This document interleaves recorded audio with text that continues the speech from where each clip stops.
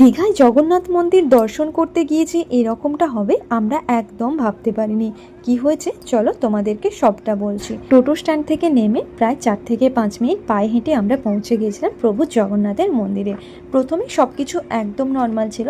আমরা মন্দিরে ঢুকে চারিদিকটা সুন্দর করে ঘুরে দেখেছি, আর তারপরে আমরা ভেতরে গিয়ে প্রভু জগন্নাথ দেবের দর্শনও করেছি। আর আমরা অনেকটা সময় ওখানে কাটিয়েছি। তারপর যখন সব ঘুরে আমরা বেরোতে যাচ্ছিলাম, ঠিক সেই মুহূর্তে শুরু হয় বীভৎস ধরনের দুর্যোগ।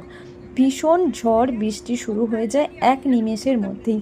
ইভেন কিছুক্ষণের জন্য জগন্নাথ দেবের মন্দিরের লাইটও বন্ধ হয়ে গেছিলো, এতটাই জোরে ঝড় বৃষ্টি হয়েছিল।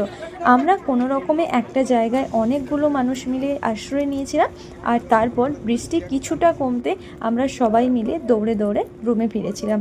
কোনো টোটো অটো আমরা কিচ্ছু পাইনি, কিন্তু জগন্নাথের কৃপায় আমরা সবাই সেফলি বাড়ি ফিরতে পেরেছি। জয় জগন্নাথ।